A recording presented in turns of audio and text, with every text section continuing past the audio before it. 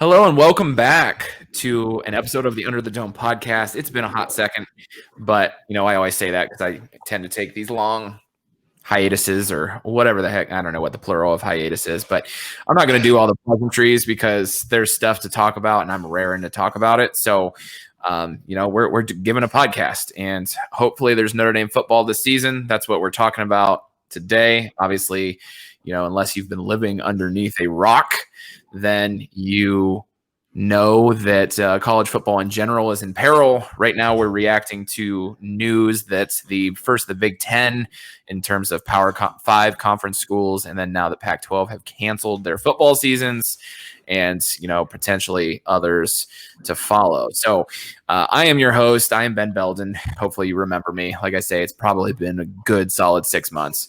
And I am joined today by Jack Leniart. Jack, how's it going? Been better given the news of the past couple of days, but other than that, doing all right. Can't complain. Yeah, I'm with you there. I don't know. I've got a lot of emotions. I kind of almost don't even know, like so many emotions that I sort of don't really know where to start. And as we kind of dive into this, I will kind of give the disclaimer that, I've through like the course of like the news coming out first this morning with the Big Ten and then, the Pac-12 shortly afterwards, I was, like really mad, really sad. And then I kind of walked back some of those emotions a little bit. And then now I'm just back to being mad. So, before I kind of have an idea, I guess, of what I want to say. But before I don't know, before I steal all your thunder, give me your reaction to, when you heard the news that the Big Ten canceled college football today. And then if anything changed for you throughout the day. And, obviously the Pac-12 can kind of be lumped into that as well. Yeah, going back to the previous week, all of this news and just like how rapidly it came out was quite shocking because, first we have, I think it must have been last month when everyone kind of decided, all right, you know what, we'll move to these conference only models. It allows us to have uniform safety protocols and testing measures across all teams in the conference and, somewhat limit travel so that teams aren't traveling too far. And they went through all this work for the Big Ten and the Pac-12 to rearrange their schedules, fill in gaps where non-conference games used to be. And then it just seemed like the momentum to move the fall season to the spring for them just snowballed so quickly. I know all those rumors started swirling Sunday night, and then the Detroit Free Press was the one that first reported that, hey, Big Ten came to this decision, they're moving to spring, and then the next day they're like, oh, actually, we're still talking about it. And it's just like, what is going? It was absurd. It just within 24 hours, just a complete 180, and then back to the same inevitable decision to postpone it to the spring. I was a little bit surprised that it was the Big Ten of the Power 5 that was, kind of being the trailblazer to eventually postpone their season. It seemed like, at least in the very early stages, like that was going to be the Pac-12. It makes sense that they were following suit quickly behind, but they were, out in front of saying, hey, like we're not even going to consider allowing spectators into our games in some of the states on the West Coast. So it seemed like if anyone was going to make this decision first in the Power 5, it was going to be the Pac-12. So a little shocked at how that kind of panned out, that the Big Ten was the one to make the leap first. Yeah, and I don't know, you kind of started to touch on something that has me the most mad. And like, if any of our listeners follow me on Twitter, I've already been beating this horse. Like, it is dead, and it's going to stay dead. And now it's dismembered. I've beat it so much, but to how, for me, it's like, clearly there was general flying by the seat of your pants, like the whole way through this.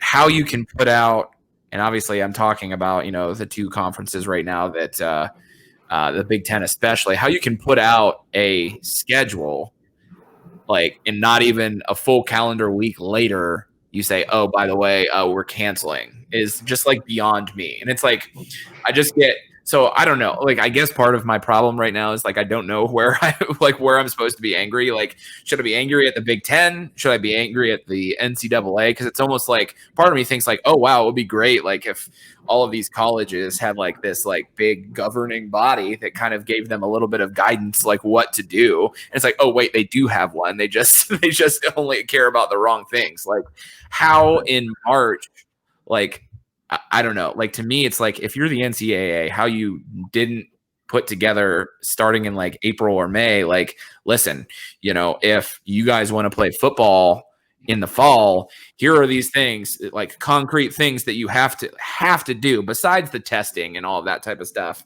And we're going to at least prepare for that. And if we don't have to use it, then we don't have to use it. And if we use it and we didn't have to use it, well, then we were just a little bit overly cautious, but at least everyone's playing football and everyone's okay. You know what I mean? And there was like no uniform guidance. It's all of these different conferences using different medical information. It seems like getting advice from different lawyers and doctors and all of that type of stuff. And in the end, it's really just, for me, it's just about like the players that were like strung along. I mean, Notre Dame players have been back on campus for a couple weeks now, thinking that there was going to be a season. They're starting practice tomorrow, Wednesday, like there's going to be a season, and who the heck knows? And take Notre Dame out of it. Like, I follow a lot of Ohio State people because I live in, unfortunately, the middle of Buckeye country. And, reports are that, Fields, what the heck is his first name? Justin Fields, is that his first name? I don't even know. You can tell how much I care about Ohio State. But Justin Fields is leaving the Ohio State facility today. All these reporters are trying to talk to him, and he's just despondent and just like no comment. Like transferred to Ohio State, like had got his first year under the belt, Heisman candidate, and now he doesn't get to play. Like even from a guy that doesn't like Ohio State very much, like that like hurt me. I don't know, because I feel for that. And so like that's the part where I get really angry.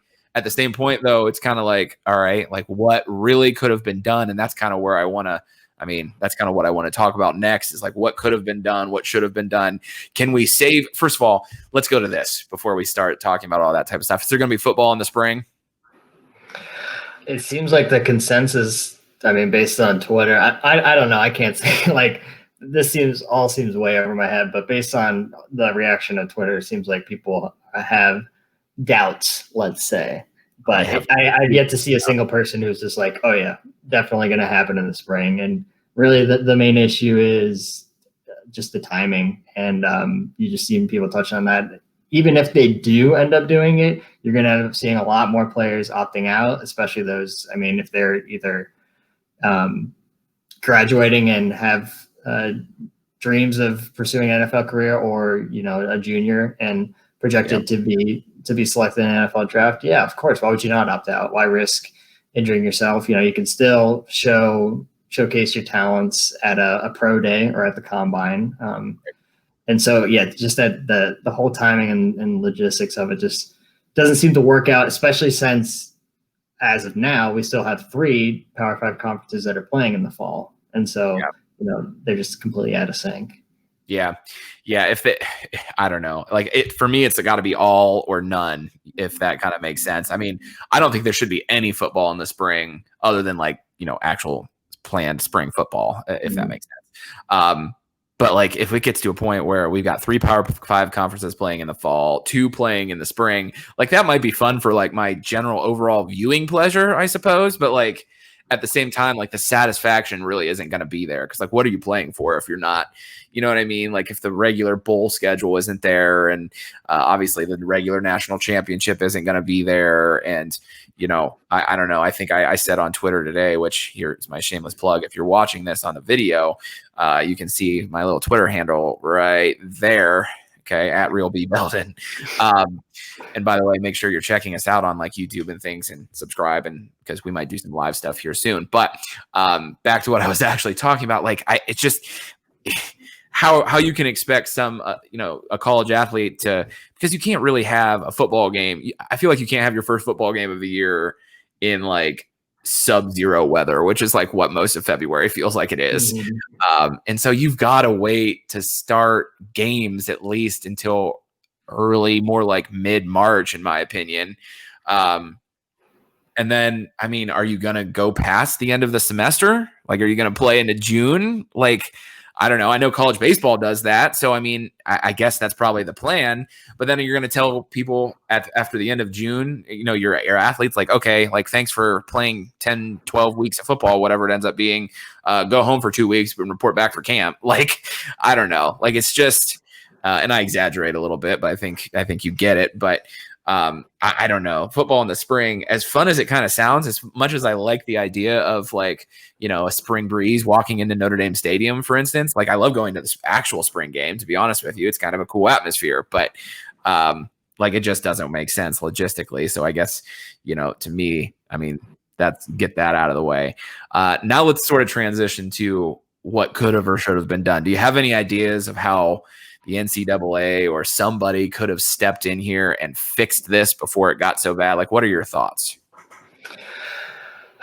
Yeah, I mean, similar to what you just touched on in the fact that they've given these conferences kind of, you know, their own leeway to make their own decisions. And now you have kind of just like a fracture down the middle of conferences who are like, we want to play in the fall, and conferences who are saying, no, we're waiting till spring. Like that's a way bigger problem than you would have had if the NCAA wanted to just step in and just, you know, make sure that there was a unanimous decision.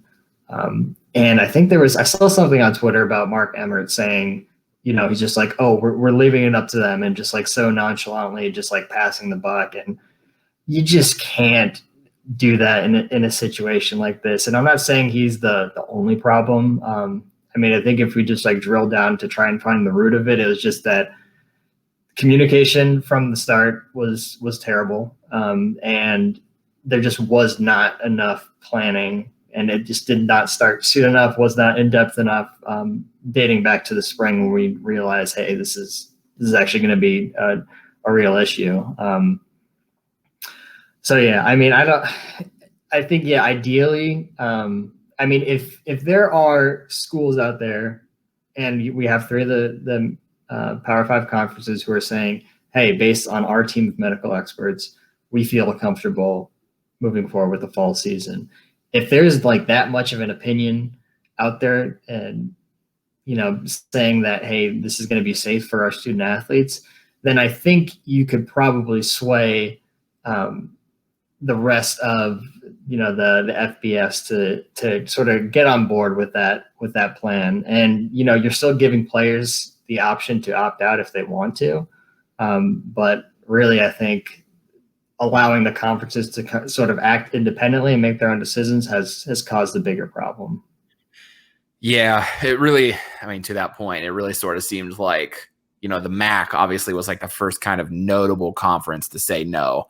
And, you know, I've seen a lot of people saying, and I think this is accurate, that, you know, really one of the Power 5 conferences, and it turned out being the Big Ten, was waiting for like the go ahead. Like they didn't want to be the first one, but as soon as like, you know, this lower, you know, the MAC, a lower level conference said like, yeah, we're not playing. It's like, oh yeah, look what the MAC did. Like we're just following, I don't know. And so, to me, like, I don't know, it's really hard. And so like part of the reason I want to talk about like a solution is like, this is going to spill into college basketball, which we already lost the NCAA tournament a year ago, or, well, not a year ago, but the last season's NCAA tournament. And honestly, you know, if I'm being honest with you, like, you know, the way things are going, when are we going to see the end of the pandemic? I mean, I'm not asking, that's a rhetorical. I know you don't know, but, you know, to me, it just sort of seems like, golly, like it's not getting a whole lot better. People keep clinging to the idea of a vaccine. But then, you know, you hear about a vaccine and then people come out and say, well, they don't know how effective it'll be, but like a lot of people, experts are saying like 50 to 60% effective. And it's just like, oh my gosh, like when is this ever going to end? And it feels like it's going to get better, or it's going to get worse before it ever gets better, because we're heading, you know, it's August now as we record this. We're right on the cusp of like almost regular flu season almost. So, I mean, we're a couple months away, but in hindsight or whatever, I don't know what, I'm flustered. Flu season's going to happen. And I mean, I don't know. And it's just going to get regular flu season's going to happen. And you would assume that, COVID's going to follow the same trajectory as regular flu season. That would be logical, I suppose. I mean, I don't know. Correct me if you don't think it's logical, but, and so it's just like, we canceled this year. Like, when's it going to get better? And what are we going to do so that we don't lose like multiple years of college football or, maybe even in the shorter term, college basketball? And so like, I want solutions, Jack, and I don't know that there are any good ones. And I've been like sitting around. I've spent a lot of time in a car today. I was running all over the place. And so, in the cars where I do a lot of like my deep thinking, because it's like one of the only times I'm alone, it feels like. And it's like, man, like there are so many solutions, but I find problems with all of them. So you want to hear some of mine? And then you can pick them apart, because I've picked some of them apart. So I've heard posed that, obviously the professional organization that's doing the best with this is the NBA, because they have the bubble, right? And also because they have the funds to test people basically limitlessly. And so, I've heard people propose this for like college basketball. I've heard this proposed for like the next NBA season, that like there can be regional bubbles in like different places throughout the country, maybe by conference, maybe by just geographic region, maybe by whatever. And the pros of that, like, first of all, you get, and like I say, I already know what you and what I would say back to the con of this is, but I'll save that for a second. So like you would get, and that would work because a lot of, especially in 2020, especially with what we went through in March and April, people are more set up for like online classes and all that. So you get these student athletes together, you put them in a bubble, they take online classes during the day, they play games at night, type of a situation. Obviously there are some drawbacks to that, but what's your reaction to that before I don't know, you probably are thinking the same thing I am, to be honest with you. Yeah. I mean, I think the issue just comes to like logistically and as far as like what the overall cost is going to be for each university and stuff like that. And, you're also, while you're still allowing the student athletes they're still participating in online classes, like you said, but then you're almost like classifying them different from the rest of the student body. And I think that sort of wades into the territory of, are they really student athletes, or are you going to start classifying them as, amateurs or something along those lines? Yeah. And I guess, I mean, it's really truly not a terrible idea. And I had heard some suggestions, I think specifically to Notre Dame. I don't think it was anyone, like a beat writer. I think it was just someone like replying on Twitter, like, hey, why don't they just like rent out a hotel and let the team stay there so that they don't have to, be interacting with the regular students on campus as much, and just lower the chance that they might contract COVID. And yeah, I mean, I don't know, man. Who knows? Well, like, I'm glad you said that, because that was like pretty. Well, the problem with the first suggestion, I guess, is that like it feels like you're sort of exploiting those athletes a little bit. Like you're taking them off of campus, you're putting them in a bubble somewhere. They're 18 to 22-year-old kids, like all of that type of stuff. It just doesn't feel exactly perfect to me. And so like the next progression is that, and like, this is the one that I feel like could have some legs. Although, as I sat and thought about it endlessly today, because I didn't have a ton better to do while I was driving, was, why, and you went to Notre Dame, and obviously we're talking through a Notre Dame lens.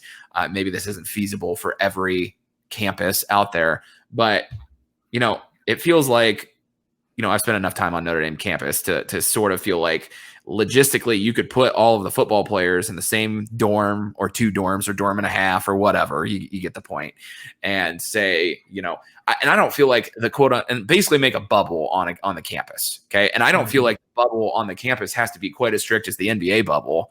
But essentially say, for these 2.5 to 3 months from, August, when athletes are the only ones there anyway, I guess. So, I mean, it's not really a big deal then, but then when the students get back, and I know Notre Dame students started yesterday, but for these couple months, you have to basically like stay in your dorm. I mean, obviously you can arrange some like recreational time and places that the team can go as a team and that type of stuff so that they're not like literally just dorm to practice field to one dining hall or whatever. And basically limit for those 2.5 to 3 months, for the regular season, interaction with other students. And you're still on campus. And again, it kind of comes to the same thing you said. It sort of feels like you're treating them a lot differently than the rest of the student body, but at least they're on campus, right? I mean, so to me, it almost feels like that's the only way it can happen is if you somehow keep your student athletes. And who knows, like at Notre Dame, where campus itself is kind of like a bubble to a certain degree, it's different than like a place. I mean, I use Ohio State. Ohio State, like there's not a whole ton of campus housing. So it's maybe not quite as feasible to say, okay, everybody on the football team is going to stay in this place because so many kids get off campus housing and that type of stuff. But I don't know. And then obviously Notre Dame's done a great job of this. Ohio State just said today that they've had no COVID cases in the past, however many times that they've tested. And so it seems like some teams are doing it right. And so it sort of gives me hope, but it's like, man, wouldn't it have been nice if there was a way to, prepare for that, NCAA, I'm looking at you, like tell teams you have to create a bubble, or universities, you have to create a bubble for your team and you have to have no cases by this date and then play. I don't know. Am I crazy? No, I think again, it's not a like super crazy idea. And I think some schools are more equipped to do that than others. I mean, you mentioned the example of Ohio State, and like, I don't know how much of a financial burden it would be on some schools, but I could see some, maybe smaller schools in a conference pushing back just because they, all this shuffling around and stuff like that and making sure that they're meeting the standards of whatever bubble that the NCAA says, that it may be a strain on them, especially considering the other financial hits that they're taking at this time. Sure. But yeah, it's just... Yeah, I don't know. It just gets so convoluted and tricky just because it's college athletics. And I think, people want to point to the success of bubbles in the pro sports, and there's ton of success. You mentioned the NBA, MLS too, and the NHL isn't in a single bubble, but they're playing in just limited locations, and they're still doing fine so far, it seems. And it's just, I don't know, there's just like an added hurdle when you're trying to do the same for college athletics. Yeah. There's no owners to foot some of that bill in college athletics. I mean, Notre Dame's fine because it's Notre Dame.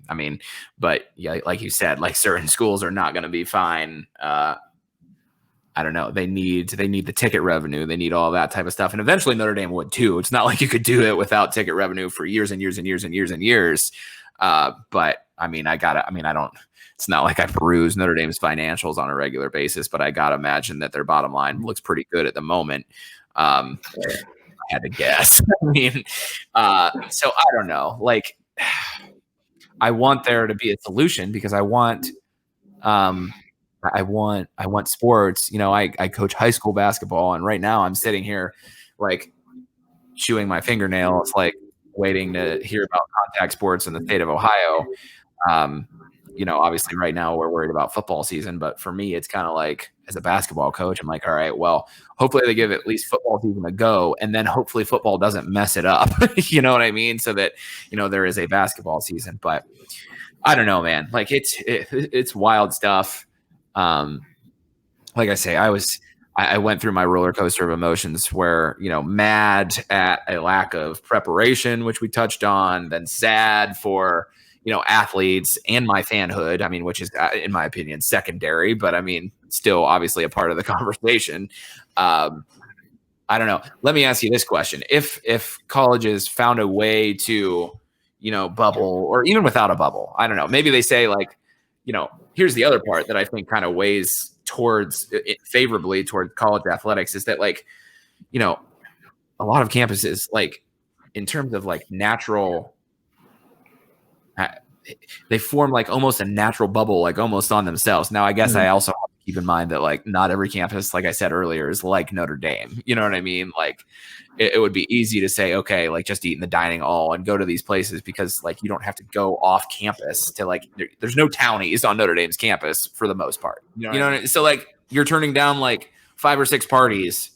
And then like not going to Chipotle on Eddy Street to eat and going to the dining hall instead. Like those are the sacrifices you have to make if you're a Notre Dame football player. Does that make sense? And like I said, it's different. It's different for different campuses. I get that.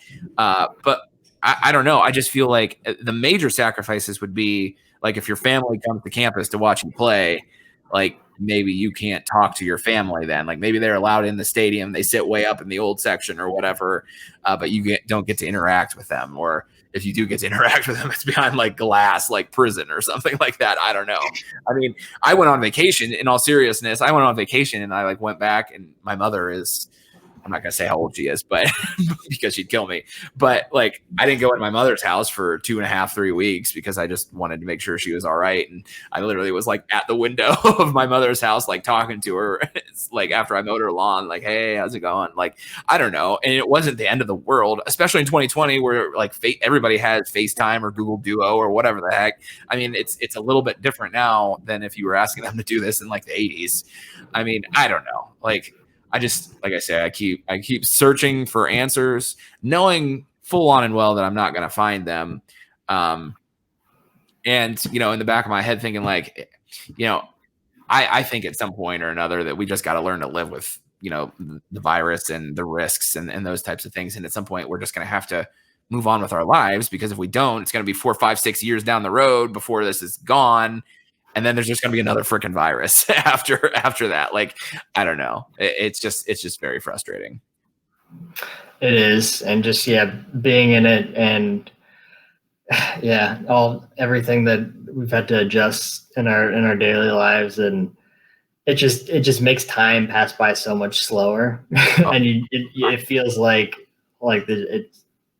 there's no end in sight, at least as of now. I mean, we did touch on this earlier, but really all of us, I mean, the next thing that we're all hoping for is that a successful vaccine is developed and cleared to be released to the public. But yeah, it's just endlessly frustrating. And especially for college football fans, just thinking back to when this all started around March Madness, I think most college football fans were all right saying, hey, it's okay. We're all right losing March Madness. I mean, it sucks, but we're all right losing that as long as, you know, these are steps to ensure that we have a football season in the fall.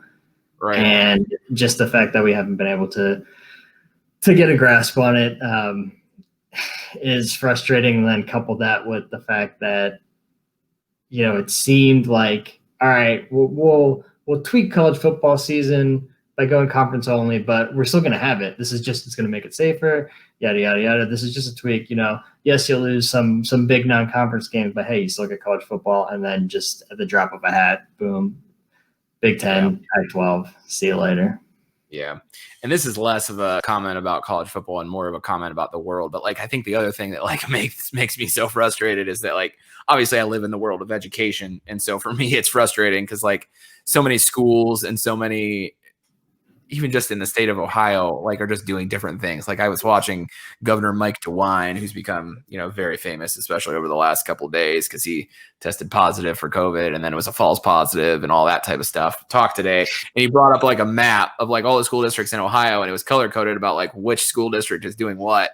And like some are fully remote, some are blended, and it's just like a flipping rainbow of the state of Ohio. And it's like, can we just not all just do the same thing? You know what I mean? Like I have teacher friends that work in other districts. Like, first of all, here's a story for you, and I don't want to digress too far. My classroom at the school that I work at has no windows in it.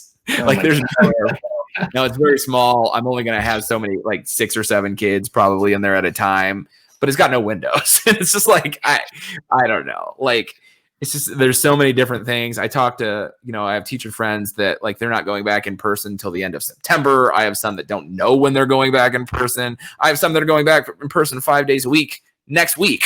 Like it's ridiculous how there's so much disparity, I suppose. And like, I guess it kind of correlates to, a lot of it's like where you live in the country. I mean, I don't know. I live in a very rural part of Ohio, and it's not quite as big of a deal here. Whereas, the big counties and things in Ohio, where Cleveland, where Columbus, where Cincinnati is, like they're all remote because it's just different. You have more people on top of people, and generally you have more people living in the same household and all that type of stuff as well. So I don't know. It's just all a very frustrating thing. So did we leave anything out that you wanted to talk about before we kind of wrap it up here? I mean, we touched on all the recent news. I don't know if you want to talk any Notre Dame ACC at all. Yeah, let's do it. I've got time. All right. I don't know. So in regards to the ACC schedule, you and I haven't talked about this. I mean, I think I've put my stuff on social media that I was excited about, the ACC schedule that came out. I don't know. Like, give me your thoughts, and I guess I'll kind of play off you on this one. Yeah, I mean, I think it was definitely a huge luxury. Just being, I mean, yes, like at Notre Dame, they cherish their independence so much so within the football program, and even though people like made it out to seem like, oh, like here's the move to conference only, like ND's going to be kicked to the curb, there was really never a whole lot of doubt amongst Notre Dame fans, because it seemed like from the very beginning, the ACC commissioner came out and like said, hey, if we do move to conference only, ND's coming along for the ride. That's just what's happening. So, and I don't know if they would have had the same, I mean, it probably would have been more difficult. I don't know if we would end up in the same place if, say, Notre Dame hadn't made the move to partial affiliation a couple of years back. But yeah, it was just a huge luxury just not having to sweat that out when all that news was breaking. And I think someone had posted from, it must have been, I think it was Bill Connolly's S&P Plus rankings showing that, I mean, for all the people who like to knock Notre Dame's schedule, saying that it's a kind of a cakewalk because they're an independent. And then it turns out once we get incorporated into the ACC and have a full slate of ACC opponents, the average S&P Plus ranking of our opponents goes down a little bit. Yeah, go ahead. And like honestly, on paper, like, yeah, you lose big games like Wisconsin, Stanford, and USC, but they still like it's still going to be a pretty challenging schedule, at least to some degree. I mean, you still have Clemson, and then you get teams like UNC and Louisville who are on the rise with new coaches who aren't going to be easy wins at all. So I mean, going into it before with the original schedule that we had back in the spring, I was thinking, along the lines of 10-2 and 11-1, and really, I mean, I think most people were in the same boat with just thinking, hey, the rest of the schedule we can work our way through, but I don't see how ND can close the gap with Clemson. So right. That's kind of, I mean, that's the crux of the whole schedule is that Clemson game in November. Glad that they kept it in November and get a nice little chilly South Bend night. Right. Yeah. Yeah. I did the same thing on a different, I go on Mark Rogers TV a lot on, and I said to him, I said, if there's ever a time where Notre Dame is going to beat Clemson, it's going to be on a chilly November night in South Bend. I mean, it's not that Notre Dame needs things to work in its favor for that to happen for sure.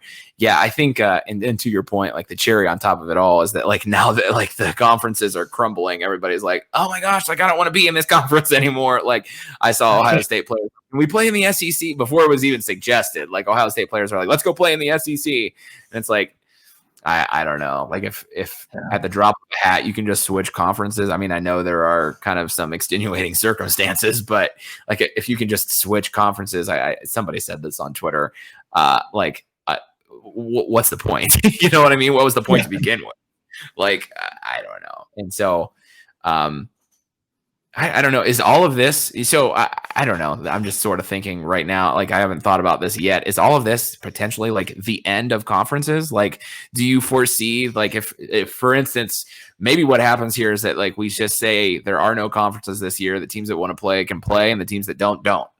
And the conferences say don't come crying to go us if it goes poorly, and everybody else says okay, fine.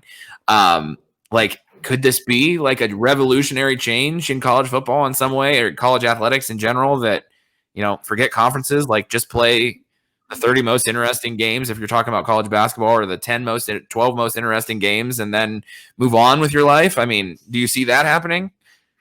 I don't know. I mean, if you were going to get there, you'd be dismantling so much, because when you think about just like the conference championship games, and then there are certain bowl affiliations with the major bowls. Sure. Yeah. And then they have their own networks too. That is true. Yeah, you can poke holes through the things we talk about. Like, Go ahead. Sorry. I mean, it sounds cool, because then you also you get all these like new matchups that we had never seen before with big name programs. Give them more flexibility, because as it is now, even though schools have those extra 2 non-conference games on their schedules, the bigger programs just want to write in cupcakes so they can make sure they're not derailing their chances to win their conference, going to the playoff, all that. But yeah, so yeah, I don't see that happening. Yeah. The bowl. So that was, like I say, I will put the disclaimer out there that was like one of those thoughts that I had, like, that I did not think all the way through before that happens to me a lot. But there was something else I wanted to say, and now I totally forget. I don't know. Like, oh, here's what it was. So I was totally, another part that makes me kind of upset about this whole situation is that, like, I was excited about the opportunity, because I am I'm not like fully in this minority camp, but like I'm in the minority camp that I wouldn't mind if Notre Dame joined a conference. Like, I'm not like go join a conference now, but I also have made the argument, like, if they did, it wouldn't be the worst thing ever. And like, I was sort of like, and so like, I was so fired up, like, because I was like, okay, this is like the best of both worlds. Like, I get a little taste of what it would be like to be in a conference and maybe play in a conference championship. And then we can go back to being independent. Like, this is like the epitome of having my cake and eating it too. Like, I don't know. And so, God, I don't know. There's no question here. It's just me rambling at this point. But God, do you have any other thoughts? I'm struggling at this point. No, I'm joking under the bright light. I mean, yeah, I'm going to say, like, I think everyone sees that as just like really have nothing to lose now that we've been welcomed into the ACC. Might as well go all in, try and win the conference, and just like an absolute freak season, and then just right off into the night and retain our independence. I'm not fully in the camp of supporting them permanently moving to a conference, but I mean, I do see I can't see like the merit of the argument, but I just think they value their independence so much, and they've rewarded the fans by, coming to deals with some pretty big, like, home and homes with like big opponents like Ohio State, Alabama, Georgia. They just had. So yeah, I just like it. It's just, like I said, it's part of their identity. All right. So here's an interesting question. Say, first of all, do you think there's any chance that like Big Ten, Pac-12 come out and say, yeah, we made a mistake, let's play? I was thinking about that. I mean, that'd be nuts. I think that that'd be. I mean, I don't see why. I mean, all the fans would be for it, but right. It's just like, that's such a big decision. Like, you can't just like reverse course that quickly. And like, if they were gonna do that, they would have to do that. Of course.